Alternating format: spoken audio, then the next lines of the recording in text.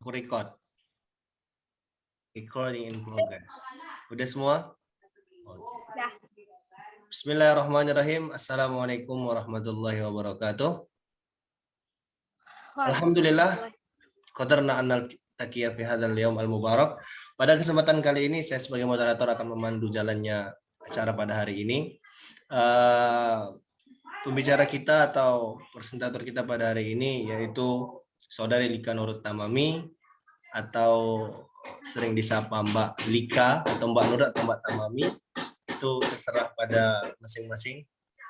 Pada hari ini ia akan menyampaikan mengenai judul artikelnya yaitu kepemimpinan dalam rumah tangga, yang tentu masih dalam tema yang sama mengenai tafsir.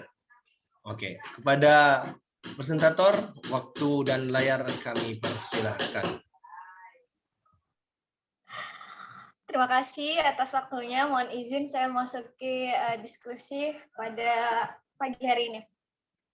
Seperti sudah dijelaskan oleh moderator, bahwasannya pada pagi hari ini saya akan menyampaikan sedikit tentang siapa sih sebenarnya yang punya hak kuasa untuk memimpin dalam sebuah rumah tangga.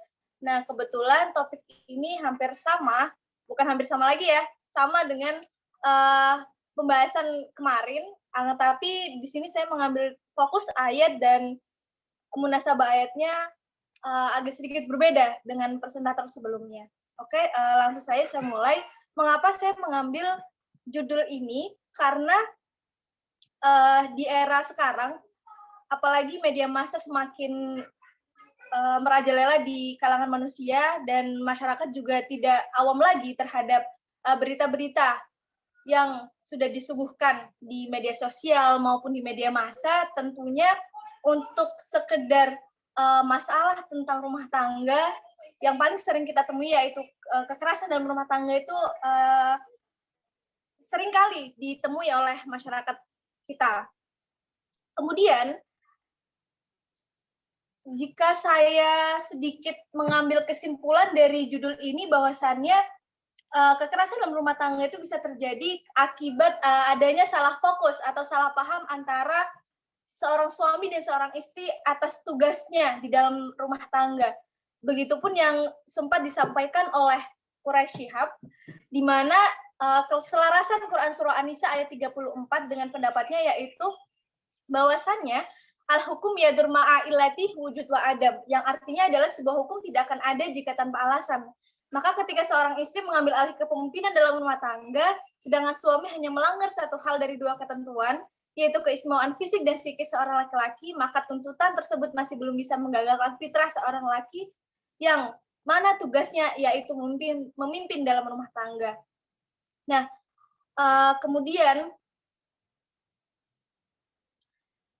jika kita melihat dari segi perspektif dalil nakli, yaitu Quran Surah An-Nisa ayat 34, di situ memang jelas tercantum bahwasannya ar-rijalu qawwamuna 'alan nisa. Nah, di mana arti dari qawwamuna ini, para ahli tafsir ada yang mengartikan qawwamuna itu dengan memimpin, dan ada yang mengartikan qawwamuna dengan pelindung. Begitu. Lalu apa sih atau yang mana yang benar dari arti qawwamuna itu? Maka di sini saya sedikit mencantumkan beberapa pendapat dari ulama-ulama dan para mufasir tentunya. Kemudian fokus ayat yang saya ambil pada judul ini adalah Quran Surah An-Nisa ayat 34. Di situ saya menemukan ada setidaknya 4 kata kunci, yaitu ar-rijalu, qawwamuna, dan qawwamuna an-nisa, dan watribuhunna. Mengapa saya mengambil watribuhunna yang tempatnya sangat jauh dengan ar-rijalu qawwamuna 'alan nisa? Karena seperti yang saya sebutkan sebelumnya, bahwasannya kekerasan dalam rumah tangga itu seringkali dirasakan oleh seorang istri itu karena seorang suami memaknai watribuhunna, yang dimana di situ adalah artinya untuk memukul, itu sebagai tameng untuk dirinya melakukan hal kekerasan tersebut, begitu. Jadi saya sedikit tertarik dengan kata watribuhunna.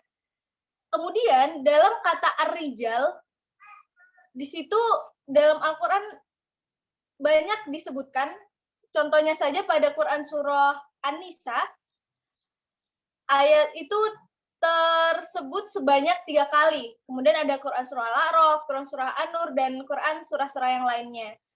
Sedangkan untuk qawwamuna dan watribuhunna itu hanya saya temukan pada Quran surah An-Nisa ayat 34 ini. Nah, kalau misalkan untuk kata An-Nisanya sendiri, pasti sudah teman-teman ketahui bahwasannya An-Nisa ini seringkali disebutkan dalam Al-Quran, apalagi dalam Quran surah An-Nisa sendiri, begitu. Kemudian untuk munasabah dari ayat Quran surah An-Nisa ayat 34, di situ saya mengkorelasikan dengan ayat berikutnya, yaitu ayat 35. Di mana menurut saya antara ayat 34 dan 35 ini merupakan sebuah hukum yang saling berkesinambungan. Jadi untuk yang ke-30, yang ayat 34 maksud saya itu adalah menjelaskan tentang pemimpin itu dipegang oleh suami, kemudian seorang suami itu berhak untuk mendidik istri dan keluarganya. Kemudian yang ayat yang ke-35 ini adalah sebagai jawaban jika dari perselisihan yang sempat dirasakan oleh suami dan istri itu, diperkenankan untuk mereka mengambil salah satu dari perwakilan keluarga untuk menyelesaikan permasalahan tersebut. Begitu, kalau misalkan saya lihat dari makna ayatnya sendiri. Kemudian dalam tafsir Ibnu Katsir, surah An-Nisa ayat 34 ini memberikan penjelasan. Setidaknya ada 3 hal, yaitu yang pertama, ketika seorang istri melakukan sebuah pelanggaran, kemudian seorang suami itu sudah menaatinya, akan tapi istri ini masih tetap melanggar, maka kewajiban suami atau hak suami ini boleh untuk meninggalkan dia di tempat tidur, atau kata lainnya adalah pisah ranjang begitu. Kemudian kalau misalkan untuk pisah ranjang itu masih saja belum menjadi sebuah pembelajaran bagi seorang istri ini, maka seorang suami berhak untuk memukulnya. Akan tetapi memukul di sini adalah tidak serta-merta memukul dengan kayu rotan yang panjang, tapi bisa saja memukulnya itu dengan kayu siwak dan beberapa benda-benda lain yang sekiranya tidak menyakiti atau tidak mempermalukan seorang istri ini. Selanjutnya, untuk tafsir ayat bil hadis, saya menemukan setidaknya 3 hadis, akan tetapi yang saya pahami lebih dalam itu hanya 2 hadis, yaitu dari hadis Bukhari nomor 2554 dan Muslim nomor 1829. Kemudian hadis yang kedua adalah hadis dari Abu Dawud. Nah, untuk dari hadis Bukhari sendiri ini dijelaskan bahwasannya seorang suami itu merupakan pemimpin. Jadi di hadis itu tuh lebih kepada menjelaskan bahwasannya tugas dari seorang suami yang memimpin keluarga itu adalah untuk memberikan makan, kemudian memberikan pakaian, dan mendidik seorang istri dan keluarganya. Kemudian kalau misalkan untuk di hadis yang kedua, yaitu hadis Abu Dawud itu, dijelaskan untuk hak-hak istri yang diperoleh dari suaminya. Seperti itu. Mungkin nanti bisa dibaca sendiri sama teman-teman. Langsung saja untuk mempersingkat waktu, saya langsung kepada topik tafsir ayat dalam beberapa kitab tafsir. Mungkin boleh di-scroll lagi ke bawah. Di poin G.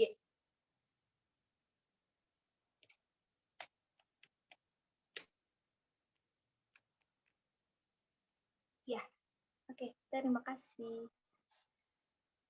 Nah, selain tafsir-tafsir ayat dan hadis yang sudah saya temukan dan sudah saya paparkan tadi, saya juga menemukan dalam kitab tafsir yang lainnya ada setidaknya dua hadis di situ.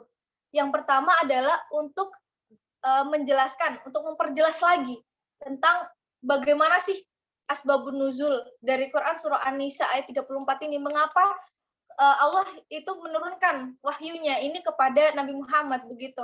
Nah, sebetulnya sebelum ada wahyu tersebut, ada sebuah peristiwa yang dialami oleh seorang panglima bernama Sa'ad bin Ar-Rabi dengan seorang istrinya, yaitu Habibah binti Zaid bin Abi Zuhair, di mana kedua pasangan ini sedang mengalami sengketa begitu. Ada permasalahan antara dua orang ini, yang mana seorang suami yaitu Sa'ad bin Ar-Rabi ini menampar wajah istrinya. Nah, kemudian seorang istri yang notabene adalah kaget ya dengan perbuatan suaminya. Sebelumnya suami saya tidak pernah seperti ini, mungkin seperti itu ya di batinnya si Habibah binti Zaid ini. Maka kemudian setelah terjadinya peristiwa itu, si Habibah binti Zaid bersama dengan seorang ayahnya datang kepada Nabi Muhammad. Di situ beliau mengadukan kepada Nabi Muhammad terkait dengan apa yang sudah dialaminya. Nah, awalnya Nabi Muhammad itu memperbolehkan untuk Habibah binti Zaid ini membalas perbuatan suaminya. Akan tetapi belum sempat perbuatan itu dilaksanakan, Allah kemudian berfirman tentang Quran surah An-Nisa ayat 34 ini. Nah, jadilah Habibah binti Zaid ini pulang bersama ayahnya, tidak membawa balas dendam apapun begitu. Jadi kayak, oh iya, ini Allah sendiri yang menurunkan wahyunya. Berarti memang sebenarnya hal ini yang baik, dan aku mengetahui bahwa Allah itu menurunkan sesuatu yang baik buat umatnya begitu. Kemudian pada tafsir Imam Asy-Syafi'i, beliau menjelaskan bahwasannya mengapa sih laki-laki itu menjadi pemimpin dalam rumah tangga, mengapa bukan perempuan? Salah satunya adalah bahwa ketika ia menikah, maksudnya ia ini adalah laki-laki menikah, itu tidak perlu menggunakan seorang wali. Akan tetapi kalau misalkan perempuan, itu harus adanya wali. Nah, maka dari itu mengapa di dalam sebuah pernikahan, kalau misalkan seorang perempuan itu tidak ada walinya, maka itu tidak sah kan? Gitu. Hukum dari nikahnya. Maka itu adalah salah satu alasan mengapa laki-laki itu menjadi seorang pemimpin, selain dari fisiknya yang kuat dan pengetahuannya yang luas, gitu.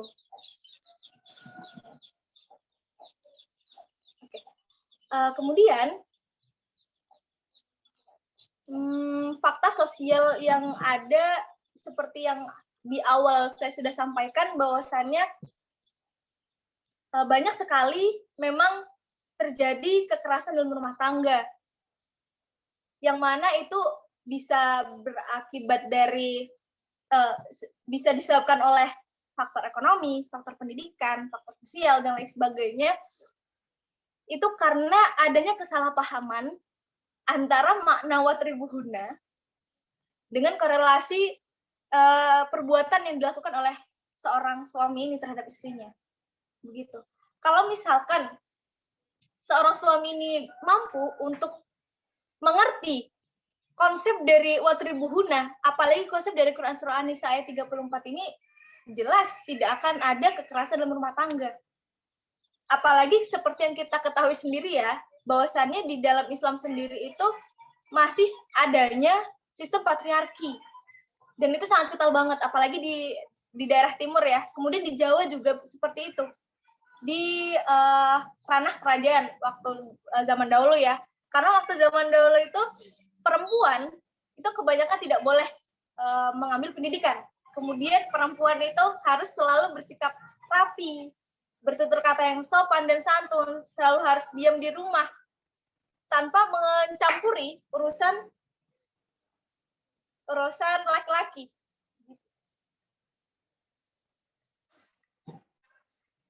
Mengapa demikian? Karena waktu itu memang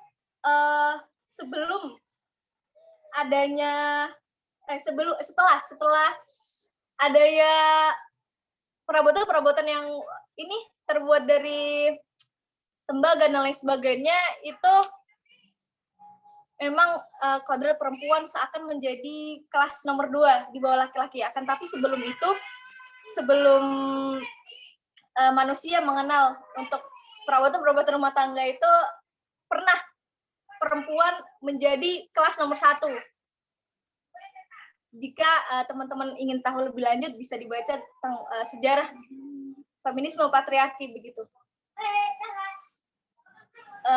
Kemudian yang paling saya highlight di sini adalah pendapat dari seorang pegiat feminisme, yaitu Rifat. Beliau tidak cocok dengan arti yang digunakan pada kata qawwamuna jika itu dimaknai sebagai pemimpin. Karena menurut beliau dengan artian seperti itu akan berpengaruh terhadap sisi psikologis dan terminologis terhadap diri laki-laki maupun perempuan. Beliau sempat memberikan pendapatnya bahwasannya ketika qawwamuna ini diartikan sebagai pemimpin, itu akan mengalahirkan bahwasannya laki-laki itu berarti pemegang superioritas di atas perempuan begitu, dan itu tidak baik untuk sisi psikologis dan terminologis dari seorang laki-laki dan perempuan, begitu kata beliau. Kemudian beliau juga meng-highlight bahwasannya untuk qawwamuna ini sebenarnya akan lebih bisa ditolerir dengan artian qawwamuna itu sebagai pelindung. Seperti itu. Nah, mungkin akhir dari judul ini adalah bahwasannya kepemimpinan itu masih tetap akan dipegang oleh seorang laki-laki, meskipun untuk lain-lainnya itu sudah kita baca tadi ya teman-teman. Akan tetapi dalam agama Islam untuk kepemimpinan dalam rumah tangga itu masih tetap dipegang oleh laki-laki selama dirinya itu mampu. Untuk perempuan bisa menjadi pemimpin dalam rumah tangga, akan tapi ada persyaratan-persyaratan yang tertentu. Mungkin itu cukup dari saya. Mohon maaf jika banyak kata-kata yang terulang, dan mohon maaf jika ada kesalahan kata. Terima kasih. Wassalamualaikum warahmatullahi wabarakatuh. Saya kembalikan lagi kepada moderator.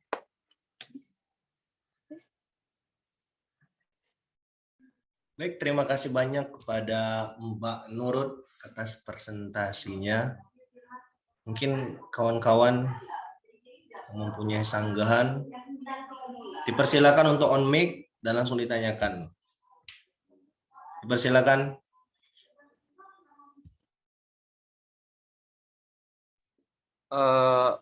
Moderator, mungkin kita melanjutkan diskusi kita yang kemarin ya tentang tentang 2 pertanyaan moderator.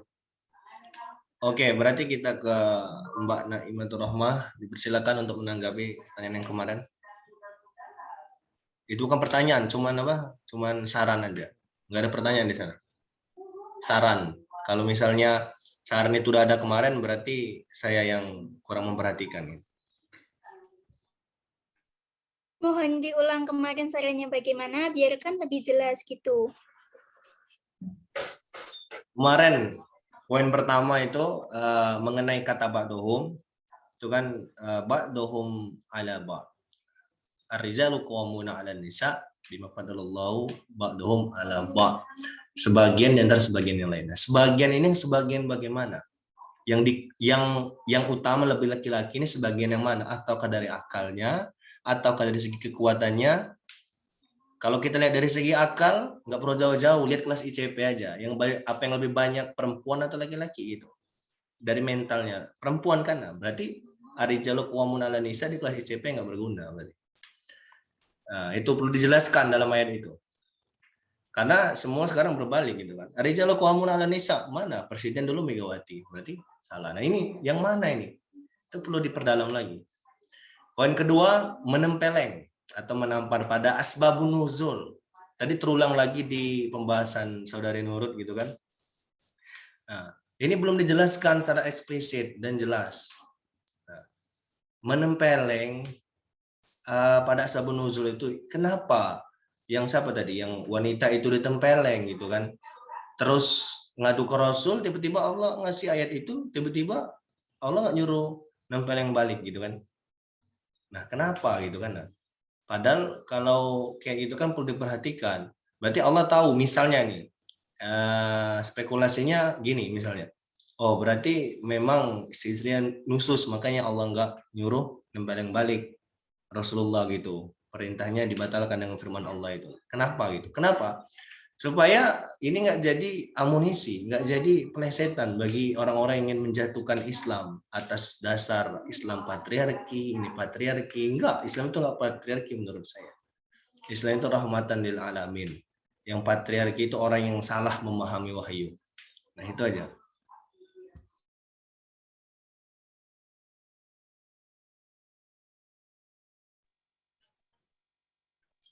Mungkin dari kedua pemateri bisa menanggapi ya. Ini soalnya ya pertanyaannya mencakup untuk dua pemateri ini.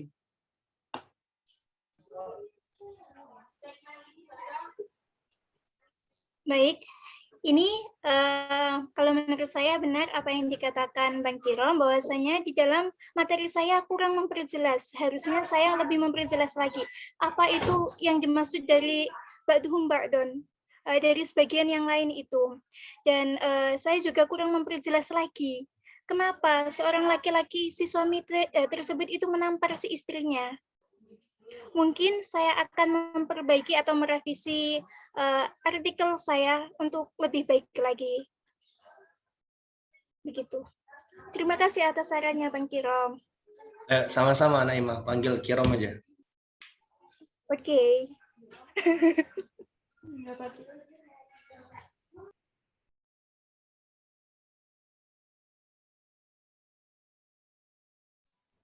Berarti sudah tuntas ya? Sudah tuntas pernyataan saran saya karena Mbak Naimah. Oke, selanjutnya ke Mbak Nur. Iya, sedikit menanggapi Oke, silakan. tadi di bagian yang ini sebenarnya kenapa sih kok ada tiba-tiba istri ditampar, tapi tiba-tiba ketika dia mengadukan kepada Rasulullah, Allah langsung menurunkan firman-Nya. Itu kenapa begitu? Kalau misalkan untuk saya pahami ya, dalam ayat itu, dan hadis yang saya kaji, itu merupakan salah satu bagian dari cara mendidik begitu. Nah, maka kenapa tadi juga sempat saya jelaskan bahwasannya untuk memukul ini, nah untuk kata memukul ini itu tidak diperkenankan dengan menggunakan balok yang besar. Nah, karena frasa memukul ini itu berarti dalam ayat ini itu mengartikan bahwasannya salah satu dari bagian mendidik gitu. Jadi salah satu bagian dari haknya suami terhadap istrinya begitu kan. Tetapi akan lebih baik jika watribuhuna ini tidak digunakan dalam kehidupan rumah tangga gitu kan. Karena kan masih ada tahapan-tahapannya ya. Yang pertama itu menasihati, kemudian pisah ranjang, dan barulah yang terakhir itu adalah memukulnya gitu. Menurut saya sih seperti itu ya. Tapi kalau untuk mengetahui sebenarnya salahnya si Habibah ini apa sih sama si Saad, kok bisa si Saadnya tuh menempeleng si Habibah? Nah itu saya kurang tahu ya. Nah, Karena itu ini. Itu dia yang perlu dikaji. Pertama, kenapa salahnya? Kedua, apakah si Saad itu udah menasehati, udah pisah ranjang gitu kan? Nah, terus latomahu itu lebih khusus, langsung menempeleng artinya. Kalau doroba wadribuhunna itu lebih umum, bisa memukul, menempeleng, bisa menyuruh, malah bisa memberi contoh, bisa wadribuhunna, jadi lebih luas gitu. Ya, makanya saya kenapa mengartikan bahwa saya watribuna itu adalah salah satu bagian dari cara mendidik dari seorang suami kepada istrinya. Gitu kalau menurut saya. Ya, terima kasih. Yang lain ada yang punya tanggapan? Saudara Mungkin saya sendiri. Ya, saya sendiri. Berbicara fakta sosial kepemimpinan laki-laki ya. Ini masuknya ke dalam keluarga apa masyarakat luas nih, Pak, pembahasan kalian ini? Kalau bagi saya itu bisa masuk ke ranah masyarakat luas ya. Apalagi sebenarnya kan kekerasan dalam rumah tangga itu tidak diperkenankan ya, meskipun di dalam agama yang lain begitu. Jadi bagi saya itu sama saja untuk semua kalangan. Gitu sih menurut saya. berarti masuk dalam ranah masyarakat luas ya. Iya. Salah kontemporer sekarang ini kan kita ketahui banyaknya pemimpin wanita gitu. Nah, di sini seiring dengan perkembangannya zaman, apalagi di Indonesia ya, emansipasi wanita itu semakin besar gitu persennya, apalagi di kursi parlemen gitu. Nah, itu diperbolehkan saja gitu di Indonesia. Kenapa ya? Padahal konsep dalam Islam itu laki-laki gitu yang di atas daripada wanita gitu. Kira-kira kenapa ya? Ini aku boleh menjawab apa Mbak Naim dulu nih? Kebetulan kan kita 2 presentator nih.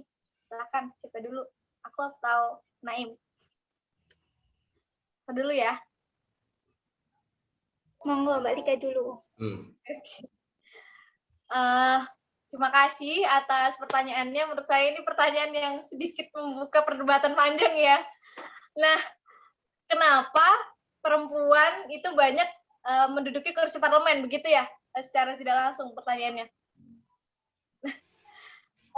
Disinilah mengapa tiba-tiba potret patriarki, kemudian gerakan-gerakan feminisme itu lahir. Karena memang sebenarnya pemahaman-pemahaman terhadap itu tuh banyak melenceng ya dari yang sebenarnya gitu. Kita sebagai perempuan itu bukan serta-merta mengurusi segala urusan rumah tangga dan kemudian tidak ikut campur untuk mengurusi hal-hal yang dilakukan oleh laki-laki. Bukan seperti itu. Akan tetapi dalam sebuah rumah tangga yang harmonis dan sakinah mawaddah warahmah begitu visi misinya, itu terjadinya ada sesuatu yang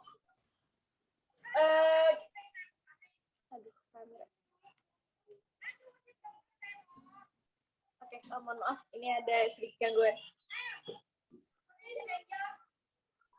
Oke, saya ulangi lagi ya. Kenapa tiba-tiba potret feminisme dan patriarki itu sering kali berada di ranah-ranah orang masyarakat yang mempunyai pengetahuan yang ini lebih pendek daripada orang-orang yang sudah ini ya di atas ya. Ya itu karena adanya kesalahpahaman dalam memahami makna bagaimana tugas dari masing-masing gender seperti itu. Jadi bukan berarti bahwa perempuan biasanya itu ada di dapur, kemudian ada di rumah, itu tidak boleh untuk mengurusi urusan laki-laki. Itu tidak seperti itu. Artinya begitu ya. Akan tetapi adanya pembagian tugas. Adanya teamwork. Nah, gunanya teamwork itu di situ. Untuk mengalihkan pemikiran-pemikiran yang patriarki seperti itu. Jadi bukan bukan kesalahan sebuah perempuan itu berada di kursi parlemen selama dirinya bisa bertanggung jawab atas apa yang sebenarnya menjadi tugasnya, mengurus anak dan lain sebagainya itu. Begitu. Begitupun juga dengan laki-laki. Laki-laki juga tidak bisa atau tidak diperkenalkan untuk disebut sebagai laki-laki takut resi atau laki-laki tidak gentle begitu ketika dirinya mengurusi rumah tangga. Itu tidak. Nah, karena kembali lagi bahwasannya teamwork dalam rumah tangga itu sangat butuh ditegaskan kembali begitu. Mungkin itu dari saya. Mbak Naimah, ada tanggapan? Ada tanggapan mengenai pertanyaan Kalau saudara? saya sendiri setuju dengan pendapat dari Mbak Lika. Saya sendiri setuju dengan pendapatnya Mbak Lika. Kalau menurut saya, perempuan itu juga berhak memimpin di kursi parlemen atau memimpin menjadi penguasa. Karena kesetaraan laki-laki itu sama dengan perempuan. Nabi diutus oleh Allah itu untuk mengangkat derajat seorang perempuan yang awalnya dulu anak perempuan itu dibunuh, angkat mengangkat derajat dari perempuan tersebut, juga menjadi pemimpin. Dari itu laki-laki tersebut Sinyalnya bermasalah Mbak Naima sepertinya. Halo? Oke, terputus pemirsa. Selanjutnya ada yang punya tanggapan? Mbak Mungkin dari Mas Alisa. Kiram, Mbak Alisa? Mas Kiram sendiri mungkin ada pertanyaan, ada tanggapan ya? Tanggapan dari saya Saya terkait tanya tadi. pertanyaannya Mas Adnan ya. Yaitu saya juga sepemikiran dengan presentator Mbak Lika. Di situ ya dalam keluarga itu memang seorang lelaki itu pemimpin dalam keluarga. Bahkan dalam sholat pun imam itu seorang laki-laki. Jika kita makmumnya antara laki-laki dan perempuan. Akan tapi dalam hakikat keluarga itu sakinah, mawaddah, warahmah, membangun. Membangun tidak hanya satu orang di depan, satu orang di belakang, akan tapi harus bergandengan. Jadi seperti itu. Mungkin sedikit saja. Ada lagi yang menanggapi? Oke, saya akan menanggapi pertanyaan dari bermacam-macam pihak. Pertama, saya mengambil poin penting dari Mbak Nurul, Mbak Alisa, Mbak Naima, yaitu teamwork. Pembagian hak dan kewajiban. Saya menggarisbawahi itu, maka Islam itu sudah mengakomodir itu semua, hak dan kewajiban. Yang salah kita, yang salah para kita yang melihat Islam dengan kacamata atau worldview Barat, sehingga menganggap Islam itu patriarkis. Nah, sehingga menganggap Islam, oh Islam ini mengkelaskan antara laki-laki dan perempuan. Laki-laki kelasnya 1, perempuan kelas 2. Padahal nggak seperti itu, nggak ada ayat Quran jelaskan pembagian perempuan dan laki-laki per kelas. Bahkan Allah menjelaskan semua laki-laki dan perempuan sama di mata Allah. Yang dilihat cuma iman yang berbeda. Begitu kan. Menanggapi pertanyaan Mas Adnan, banyaknya parlemen banyaknya wanita di parlemen ini saya melihat dari kacamata diplomatis internasional yang mana saya baca. Ini banyaknya kenapa? Karena ini masuk barometer PBB. Namanya itu GDI, Gender Development Index. Jadi dia itu menghitung, misalnya negara yang kurang wanita di parlemen berarti ini dicap sebagai feminis. Dicap negara patriarkis. Negara ini kurang wanita di parlemen dicap sebagai negara patriarkis. Itulah kerjaan Amerika. Nah, seperti kita lihat Indonesia 12,5% wanita di parlemen, Jepang 10% lah yang masih saya ingat. Kita lihat sekarang mana yang lebih maju, tetap Jepang yang lebih maju. Indonesia padahal lebih tinggi kan 12,5% gitu, nggak lebih maju dari Jepang, berarti sama aja berarti kan. Nah, jadi kalau saya ngelihat dari sana ini masalahnya gitu kan. Kenapa wanita banyak di parlemen? Lagi-lagi sejarahnya GDI pertamanya itu gara-gara ingin adanya kesetaraan wanita dan laki-laki di parlemen, tapi ini dipelesetkan. Ketika masuk di PBB ini malah berubah menjadi GDI, Gender Development Index. Nah, kenapa? Tadi yang saya bilang supaya Islam ini supaya Amerika atau PBB itu bisa melihat, oh ini negara patriarki dicap. Nah, kalau saya melebar dikit, ini merupakan wacana liberalisasi setelah peristiwa itu WTC. Nah, peristiwa WTC. Nah, maka di sana digembor-gemborkan itu ajaran-ajaran liberal, demokrasi. Maksudnya itu ya bukan menyalahkan demokrasinya, menyalahkan demokrasi liberalnya gitu kan. Diwacanakan lagi feminisme liberal maksudnya gitu kan. Dan segala macamnya. Padahal itu perlu kita saring lagi sebagai umat Islam gitu kan. Perlu kita lihat dengan kacamata Islam, bagaimana Islam mengatur. Jangan kita lihat Islam dari kacamata Barat, kacau nanti jadinya. Begitu menurut saya. Mungkin sebelum itu saja dari saya, atau yang mungkin ada yang memberikan pertanyaan baru. Mbak Isma, Mas Adnan, ada pertanyaan baru? Iya. Ini ya. tadi konsep teamwork ya. Nah, bagaimana ya seorang wanita itu, seorang istri lah, dia itu mendominasi dalam keluarga. Ya, dia menghormati suaminya, tapi suaminya adalah seorang yang tidak bisa bekerja apa-apa, tidak ya dalam bisa kita katakan ada seorang yang lumpuh ya. Nah, itu wanita itu mendominasi gitu. Dia yang jadi kepala keluarga, dia yang mengurus suaminya, dia yang mengurus anaknya, dia yang jadi mencari nafkah gitu. Nah, apakah di sini seorang wanita itu udah bisa dikatakan pemimpin dalam keluarga? Padahal dia itu masih punya suami gitu, tapi suaminya tidak bisa melakukan apa-apa dalam rumah tangga. Mungkin pertanyaannya seperti itu ya. Apakah wanita tersebut dapat dikatakan pemimpin dalam sebuah keluarga?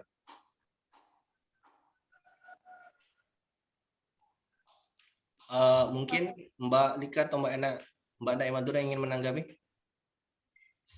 Monggo.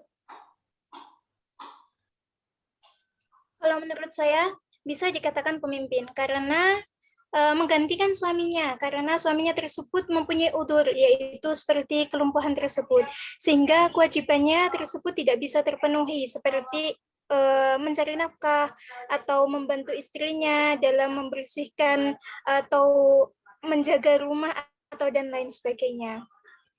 Itu kalau menurut saya. Yang lain?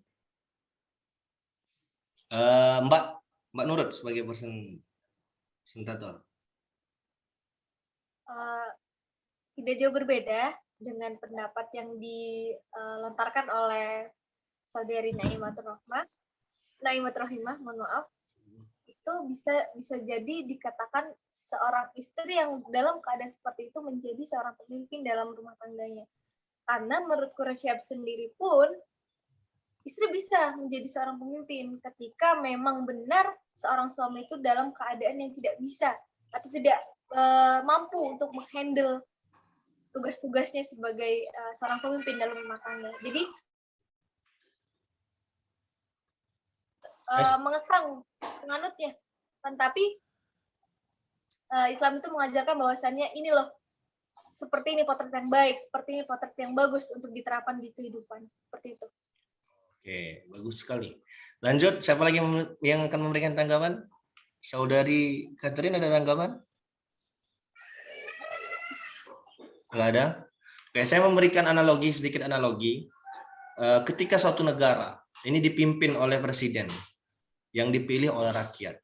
Kita analogikan dengan rumah tangga. Seorang lelaki dipilih oleh Allah Subhanahu wa taala untuk menjadi pemimpin bagi perempuan. Itu hal niscaya untuk diubah.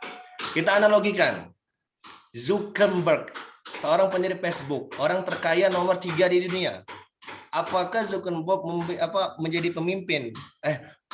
Presiden Amerika kan Joe Biden. Joe Biden ini bahkan nggak masuk kategori orang terkaya di dunia. Apakah Zuckerberg bisa menggantikan Joe Biden? Ya enggak lah, gitu kan. Walaupun memang Joe Biden miskin atau ya kurang hartanya dibanding itu, akan tetapi wewenang yang masih di Joe Biden. Walaupun nanti Joe Biden misalnya sakit, otomatis itu dialihkan gitu kepada asistennya segala macamnya. Kan tapi wewenangnya tetap ada. Sampai nanti meninggal baru pemimpinnya nggak ada lagi. Oke, ada yang punya tanggapan lain? Punya pertanyaan lain? Nggak ada?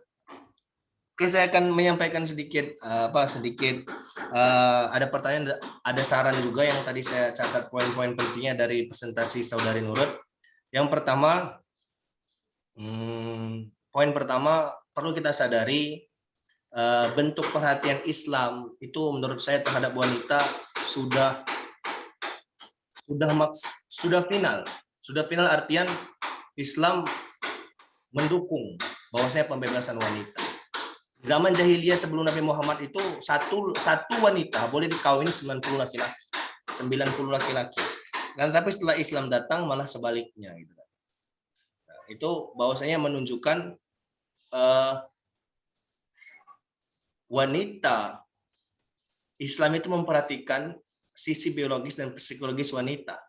Yang mana sebelum jahiliyah kan 90 laki-laki, satu laki-laki bisa dinikahi 90 perempuan.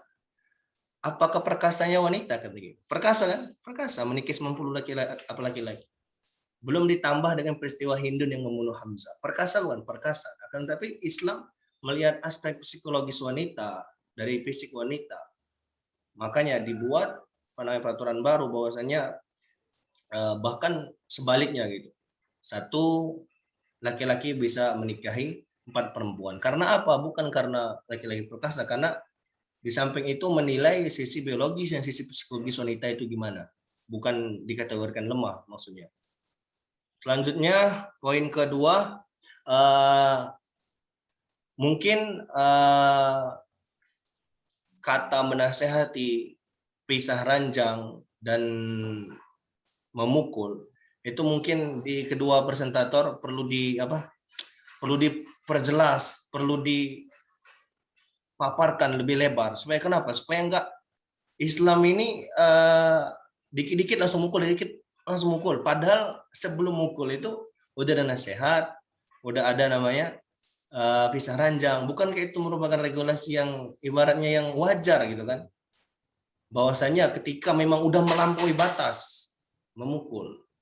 Nah, tapi memukul kan tadi umum, banyak sekali cara memukul. Bukan memukul saja pakai tangan, bisa memukul pakai contoh, bisa kan wadribuhunna, bisa pakai contoh juga. Itu perlu ditafsirkan lagi. Selanjutnya, poin selanjutnya tadi sudah terjawab oleh Mbak Naima gitu. Poin selanjutnya ini ingin saya perjelas lagi. Pembuatan kelas yang dikatakan Mbak Nurul tadi mungkin dia salah ordinary, salah ini kamus mungkin kan. Jangan kita melihat bahwasanya laki-laki dan wanita itu sebagai kelas yang berbeda. Ini yang perlu saya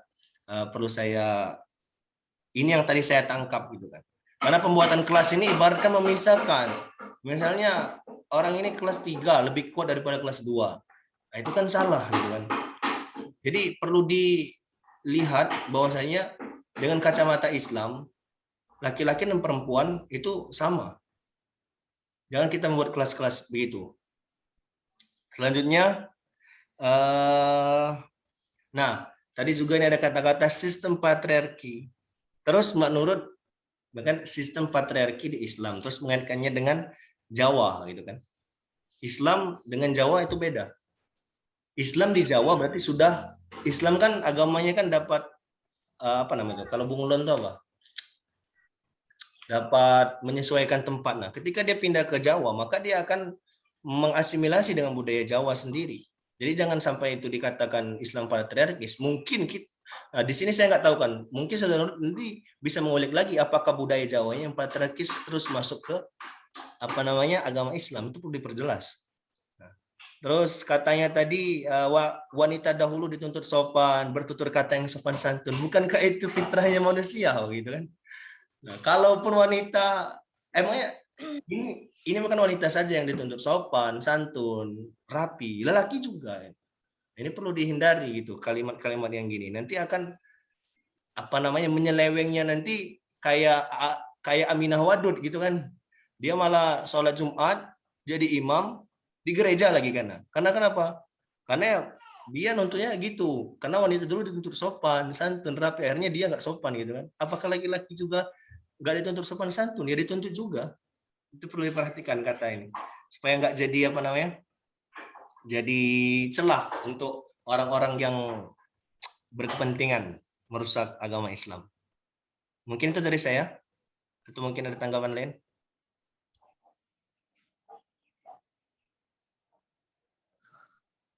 Mungkin closing statement nih Bang.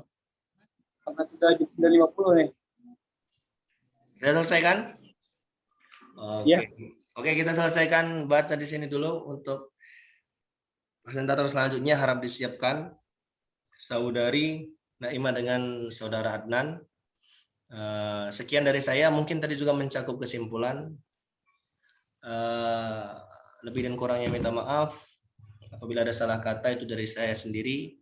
Dan apabila ada kebaikan itu datangnya dari Allah Subhanahu wa taala. Aktafi bihadzal qadar. Wassalamualaikum warahmatullahi wabarakatuh. Waalaikumsalam warahmatullahi wabarakatuh.